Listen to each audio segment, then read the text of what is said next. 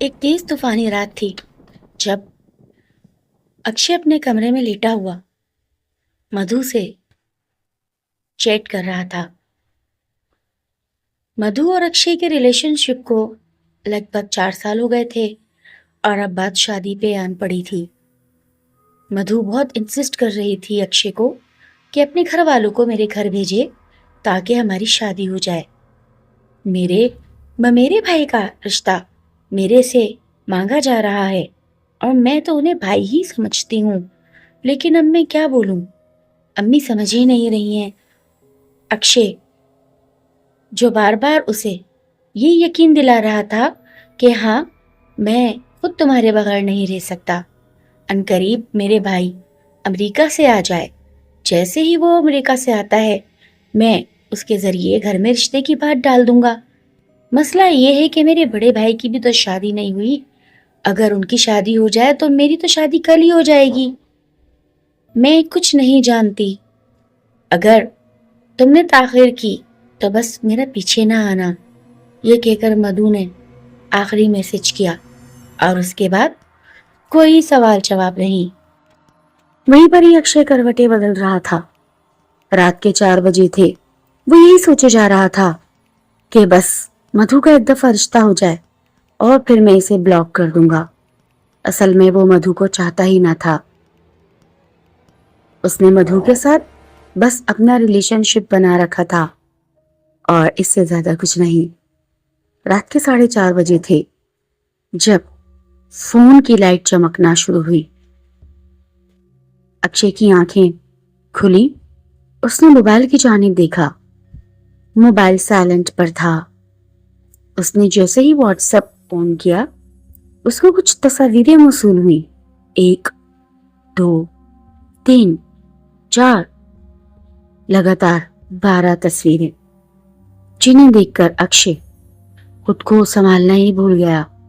ऐसी तस्वीरें जो शायद अक्षय के सोच के ऐन मुताबिक थीं। और फिर चैट शुरू हुई। कैसे हो अक्षय? मैं हूं रेखा। पसंद आई मेरी तस्वीरें? मैं भी तुम्हें कई सालों से चाह रही हूं। तुम्हें क्या लगता है अब हमें मिलना चाहिए? वहीं पर ही अक्षय ने सवालात खोल दिए। कौन हो? मुझे कैसे जानती हो? जवाब, मैं मेरा नाम रेखा है और मैं तुम्हें अब से नहीं काफी टाइम से फॉलो कर रही हूँ। इंस्टा पर, फेसबुक पर और और और बस समझ लो कि तुम्हारा नंबर मैंने हासिल कर ही लिया। अक्षय का इंटरेस्ट बढ़ा। वो बेचैन हो गया। इतनी खूबसूरत लड़की शायद अक्षय की जिंदगी में पहली दफा ही आई थी। तभी तो वो बेवकूफों की तरह रिस्पॉन्स कर रहा था और रेखा उसका भरपूर साथ दे रही थी। अब तो अक्षय कुछ दिनों में मधु को भूल ही गया था। वो सिर्फ और सिर्फ रेखा की ही तरफ मुतवज्जो था। तो आज कहाँ मुलाकात करनी है? यहीं करीब ही एक पार्क है। तुम आ जाओ। मैं दिन में नहीं आ सकती, मैं जॉब करती हूँ। मेरा ऑफिस की टाइमिंग जो है वो ऑफ होने की 8 बजे की है। अगर तुम चाहो तो 9 बजे हम किसी पार्क में मिल सकते हैं। तुम आ सकते हो? बिल्कुल बिल्कुल, मैं तो फ्री हूँ, आ जाऊंगा। अक्षय पागलों की तरह 9 बजने का इंतजार कर रहा था जब इंतहाई बोल्ड लिबास में रेखा उससे पार्क मिलने आई थी। अक्षय रेखा को देखता ही रह गया था। रेखा बहुत ही खूबसूरत, बहुत ही हसीन लड़की थी। अक्षय उसके हुस्न से बेपनाह मुतासिर हो चुका था। बहुत अच्छा वक्त गुजारा। जैसे ही 10 बजे, पार्क तो लगभग बंद ही था। चौकीदार ने 2 से 3 दफा अक्षय को बोला कि अब तुम पार्क से चले जाओ, लेकिन अक्षय ने यही जवाब दिया, बस कुछ देर और, कुछ देर और। उसने 1000 का नोट निकालकर चौकीदार के हाथ में थमा दिया था। पूरा पार्क सुनसान था और चौकीदार उस पार्क के छोटे से कमरे में जो आगे ही बना हुआ था वहां चला गया। और बोला, जब तुम पार्क से जाने लगो मेरा दरवाजा बजा देना बाबू, मैं गेट बंद कर दूंगा। अक्षय, जो कि बेपनाह उलझा हुआ था रेखा की बातों में, उसकी खूबसूरती में, वो वापस उसके पास काफी देर तक बैठा रहा, यहां तक के 11:30 बज गए। अच्छा तो मैं अब चलती हूँ। घर में क्या बोलोगी? Over time? Over time? हाँ, फैक्ट्री में ओवर टाइम। Factory, office? तुमने तो मुझसे कहा था तुम ऑफिस में जॉब करती हो। बाबा, मैं कुछ भी करती हूँ, ये मेरी मर्जी। मैं जो अपने पेरेंट्स को जवाब दूं, तुम्हें क्या परेशानी है? नहीं नहीं, लेकिन तुम जॉब क्या करती हो? मैं गारमेंट फैक्ट्री में जाती हूँ। अच्छा, लेकिन तुम क्या ऐसा लिबास पहनकर फैक्ट्री में जाती हो? ये मेरी दोस्त का ड्रेस है, आज हम कुछ शूट कर रहे थे तो बस वही ड्रेस मैंने पहना और इधर आ गई। सब किस तरीके से देख रहे थे ना। किसको? तुम्हें? नहीं नहीं, मेरा मतलब तुम्हें। एक दूसरे से उलझन भरे सवालात कर रहे थे, उलझे उलझे। चलो अब चलते हैं। तुमने कुछ खाया पिया नहीं रेखा? हाँ, मैं ओवर ईटिंग नहीं करती, तभी तो तुम इतनी हसीन हो। अक्षय आगे बढ़ा और चौकीदार का दरवाजा बजा दिया। आ जाओ बाबा, दरवाजा बंद कर लो। इतनी ही देर में वो पीछे पलटा तो रेखा दरवाजे को क्रॉस करके, मेन गेट को क्रॉस करके राइट टर्न ले चुकी थी। अक्षय झुंझलाकर रह गया, मेरा भी इंतजार नहीं किया, इतनी जल्दी चली गई। अचानक टैक्सी आया, मेरे पीछे मत आना, मैं घर जा रही हूँ। अक्षय को बहुत अजीब लगा। अक्षय भी अपने घर के लिए चला गया और घर पहुंचते ही अपनी माँ की खरी खोटी सुनी, क्योंकि उसकी माँ को बर्थडे अटेंड करने जाना था, जो अक्षय रेखा को देखकर भूल ही गया। लेकिन उसकी मम्मा बर्थडे अटेंड कर कर आ गई थी। मधु का पूरा मैसेज आया हुआ था, हाँ तुमने की घर पे बात। अक्षय बहुत बेहतरीन तरीके से मधु को लाजवाब करके उसे ब्लॉक लिस्ट में डाल चुका था, क्योंकि अब मधु उसके लिए कोई मायने नहीं रखती थी।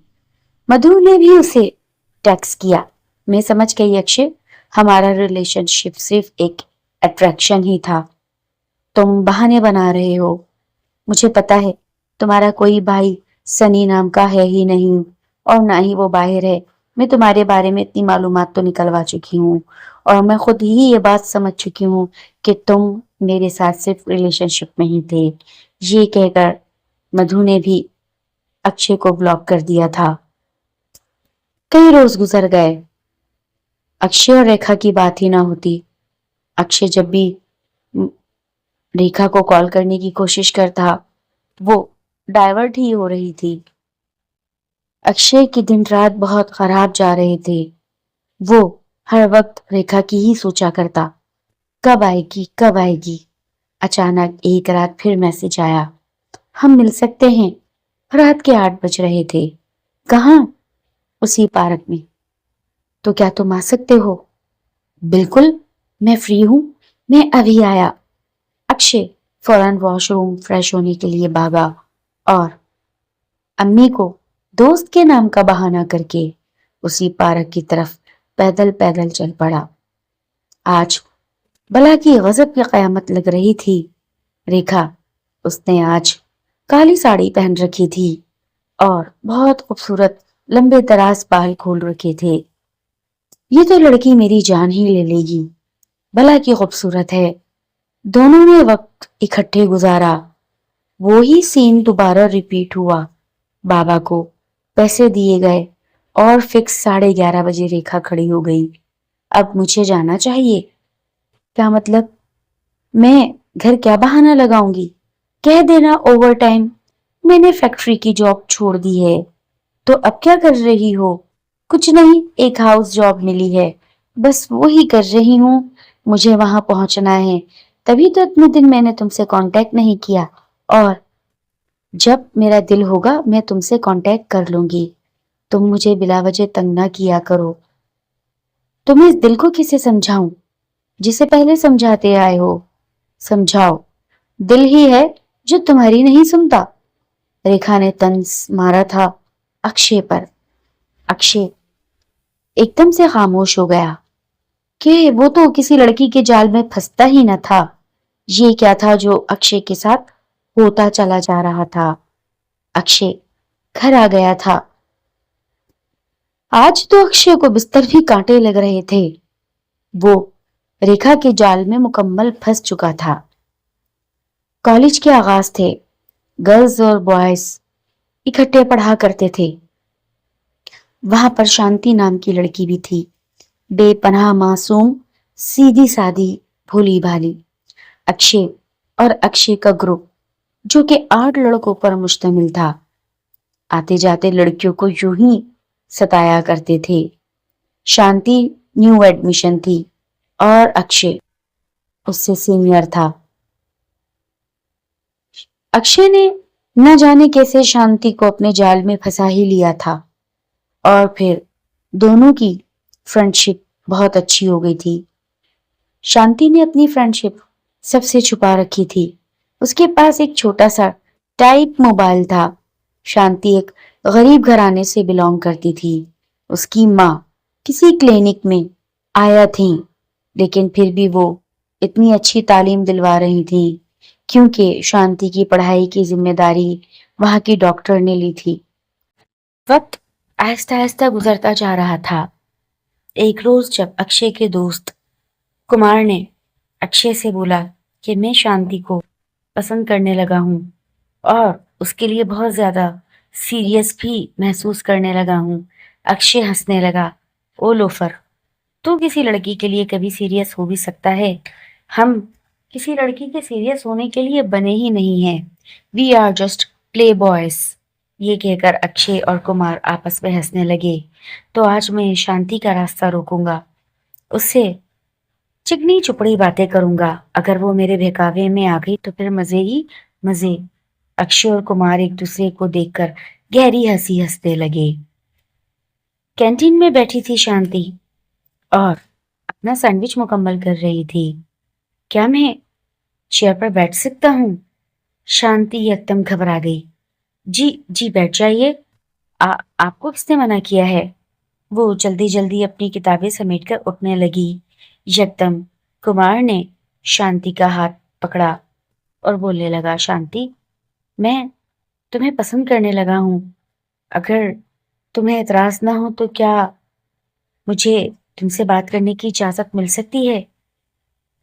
शांति बहुत ज्यादा घबरा गई थी और उसकी धड़कन बहुत तेज होने लगी। यकदम उसका हाथ उठा और उसने कुमार के मुंह पे जड़ दिया। तुम जैसे लोफर लड़के ही हमारी तालीम की रुकावट होते हैं। मैं यहाँ तालीम हासिल करने आती हूँ, कोई अफेयर्स चलाने नहीं। मेरा मकसद यहाँ सिर्फ पढ़ना है, कुछ और नहीं। ये कहकर वो कैंटीन से बाहर निकल आई थी और कुमार कैंटीन में बैठे हुए तमाम स्टूडेंट्स का मरकज बन गया। हर कोई हैरान था। कुछ तो उसका मजाक उड़ा रहे थे और कुछ के हाथ मुंह पर रखे के रखे रह गए, क्योंकि हर कोई जानता था कि ये ओबाश लड़कों का ग्रोह है। कुमार को अपनी बेइज्जती बर्दाश्त न हुई।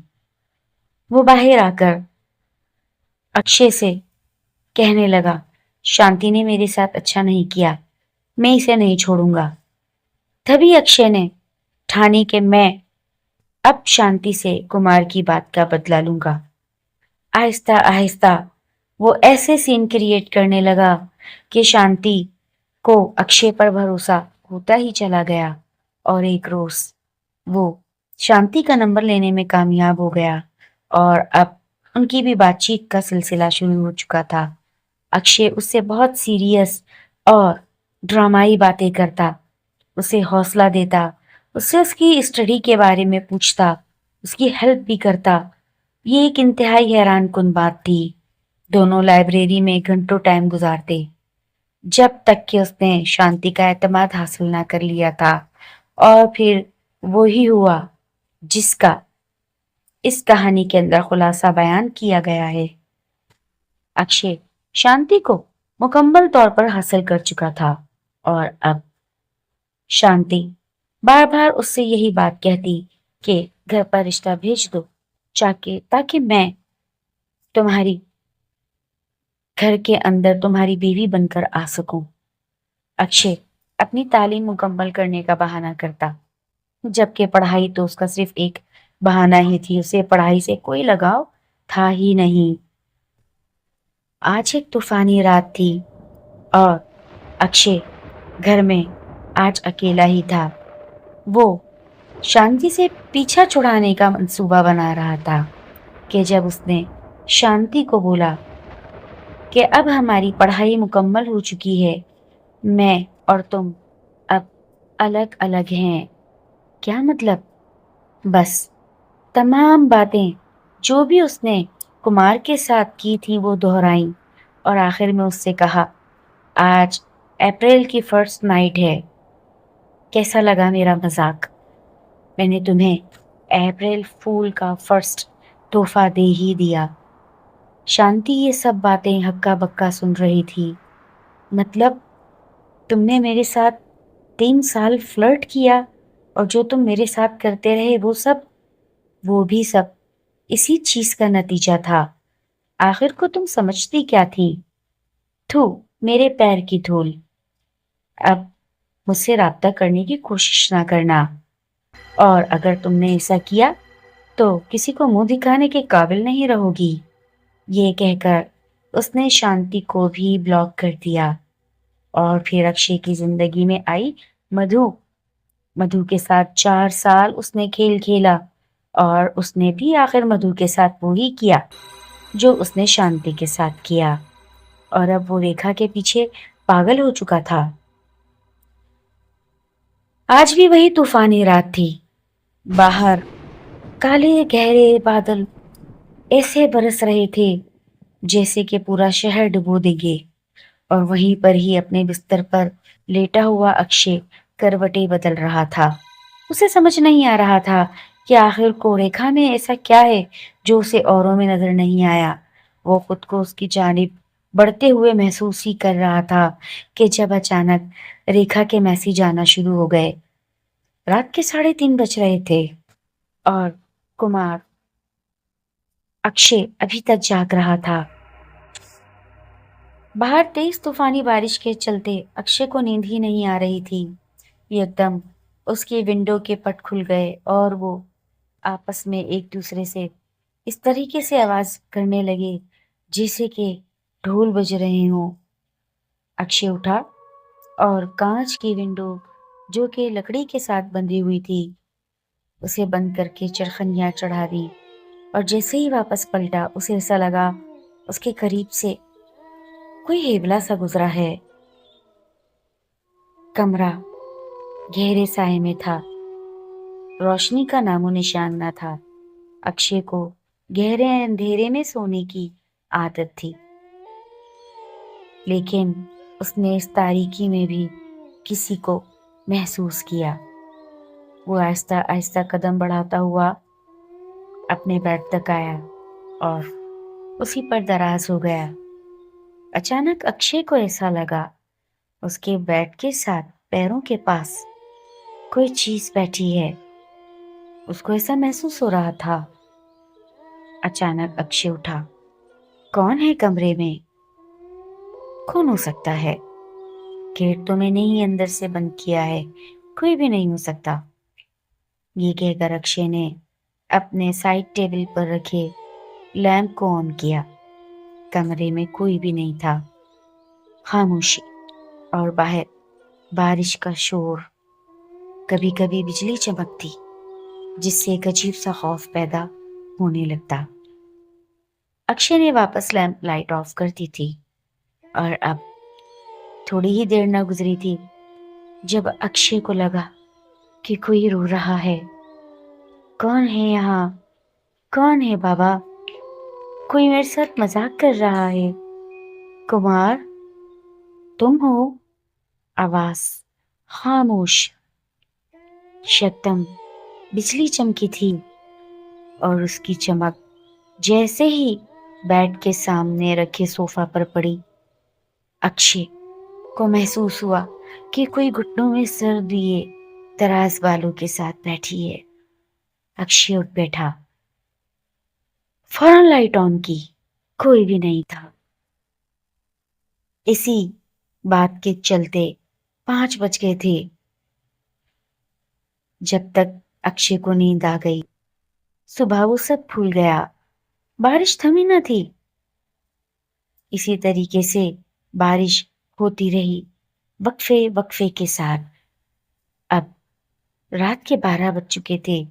अक्षय की अम्मी आज भी घर न लौटी थी। वो अपने भाई के घर ही पर रुक गई थी बारिश की वजह से। पूरे घर में अक्षय अकेला था। अचानक उसे ऐसा लगा कि बाहर किचन में कोई है। अक्षय उठा और किचन की तरफ चलने लगा। बारिश बहुत जोर से हो रही थी। अक्षय किचन में गया, कोई भी न था। अचानक अक्षय को लगा कि कोई उसके पीछे खड़ा है।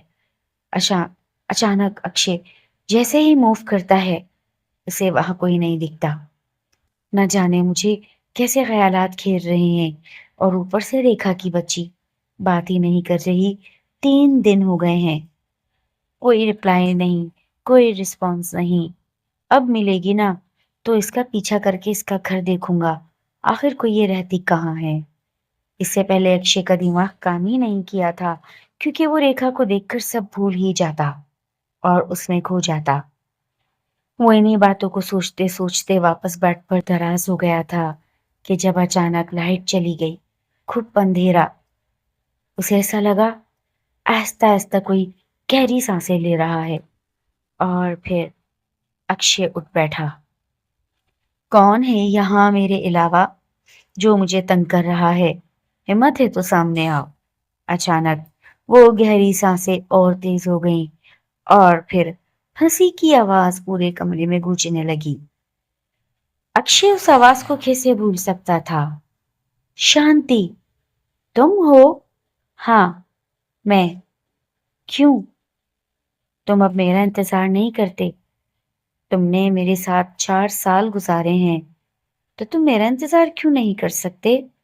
भूल गए हो? अक्षय सिमट चुका था। तुम मेरे घर में कैसे आ गई? ढूंढने से तो खुदा भी मिल जाता है। ये तो फिर तुम्हारा घर है।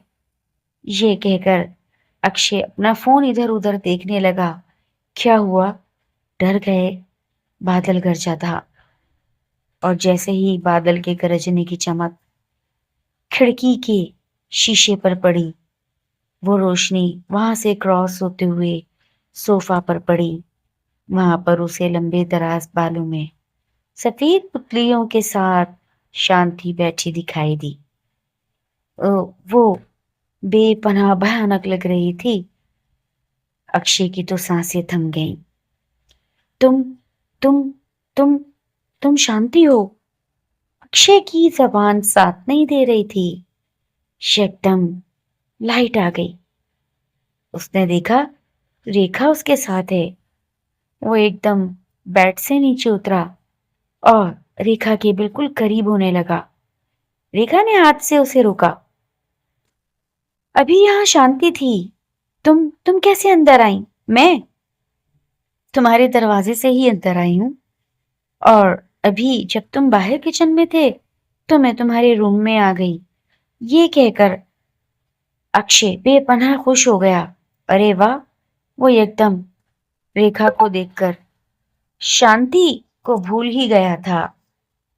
तब रेखा ने उससे बोलना शुरू किया। तुम यही सोच रहे थे ना कि मैं 3-4 दिन से कहाँ गायब थी? हाँ, मैं यही सोच रहा था। मैंने तुम्हें कितने फोन किए, कितनी कॉल्स की, लेकिन तुम रिस्पॉन्स नहीं करती। हाँ, मैं रिस्पॉन्स नहीं करती। आज मैं रिस्पॉन्स करने ही आई हूँ और भरपूर रिस्पॉन्स देने भी आई हूँ। अच्छा। अचानक से फिर बिजली चमकी और अक्षय खिड़की के जानिब मुतवज्जो हुआ। ये खिड़की, वो आगे बढ़ा। उसने कर्टन से वो खिड़की बंद कर दी। अचानक लाइट चली गई। लो, फिर लाइट चली गई। रेखा घबराना मत, मैं अभी टॉर्च लाइट ऑन कर ही देता हूँ। अचानक से कमरे में वो ही रोने की आवाज आने लगी। आज अप्रैल की फर्स्ट नाइट है। आज ही के रोज रात के इसी समय तुमने मुझे मना किया था ना। तुमने मुझसे कुमार के उस थप्पड़ का बदला लिया और फिर मुझे किसी को मुंह दिखाने के काबिल ना छोड़ा। तुमने क्या बोला कि तुम सिर्फ मुझसे एंटरटेनमेंट ही हासिल कर रहे थे। लो, आज भी कर लो। ये कहकर एक लंबा हाथ अक्षय के गले में गड़ता जा रहा था। अक्षय की आवाज दबती जा रही थी। एकदम उस हाथ ने अक्षय को उठा के जमीन पे दे मारा। कौन हो तुम? तुम कौन हो? अचानक लाइट आई। पूरे कमरे में सन्नाटा। अक्षय खुद को पागल महसूस कर रहा था। ये क्या हो रहा है मेरे साथ? रेखा, रेखा कहाँ चली गई? नहीं नहीं, शांति, शांति। यकदम फिर हंसी की आवाज आई। लाइट ब्लिंक होने लगी। मैं शांति हूं। मुझे इस दुनिया से गए 4 साल हो गए और जब से मैं तुम्हारी तलाश में भटक रही हूं। देखो, मैंने आखिर को तुम्हें आ ही लिया। आज ही की रात मैंने छत से कूदकर अपनी जान दी थी। तुमने मुझे मुंह दिखाने के काबिल न छोड़ा था। और आज की रात तुम्हारी भी आखिरी रात है। नहीं नहीं, तुम ऐसा नहीं कर सकते। न जाने तुम कितनी लड़कियों के साथ फ्लर्ट कर चुके हो, उनकी जिंदगियों से खेल चुके हो। तुम्हें मैं नहीं छोड़ूंगी। आखिर को मैंने तुम्हें अपना सब कुछ माना था। ये कहकर एक नादीदा हस्ती उसे घसीटते हुए छत की जानिब ले जा रही थी। अक्षय चिल्ला रहा था, छोड़ दो, छोड़ दो। वो बस मेरा इतना खराब वक्त था। मैं ना समझ था। तुम तो आज भी ना समझ हो। तेज तूफानी रात, बारिश में भीगा हुआ अक्षय अब छत की मुंडेर पर खड़ा कांप रहा था और सामने शांति खड़ी थी। वो बेपनाह रो रही थी। कभी वो रेखा का रूप लेती, कभी वो शांति का रूप लेती और एक भयानक चीख के साथ उसने अक्षय को छत से धक्का दे मारा था। अक्षय न जाने कब तक औंधे मुंह खून में लथपथ पड़ा रहा। जब शाम को अक्षय की मां घर लौटी, उसने देखा कि अक्षय नीचे ही औंधे मुंह पड़ा है। वो ये सब देखकर बेहोश हो गई और अक्षय का बाप इन सब को देखकर हक्का बक्का हो गया कि ये सब क्या हुआ है। पुलिस इन्वेस्टिगेशन हुई। आखिर को तय ये हुआ कि घर में शायद कोई चोर घुस आए थे और मज़ाहमत के दौरान उन्होंने अक्षय को ऊपर से नीचे फेंक दिया। लेकिन शुबा ये भी था कि घर से कोई चीज चोरी ही ना हुई थी। अक्षय की मौत मुअम्मा बन के रह गई थी। शांति ने अपना बदला ले लिया था। अप्रैल फूल मनाने का बदला।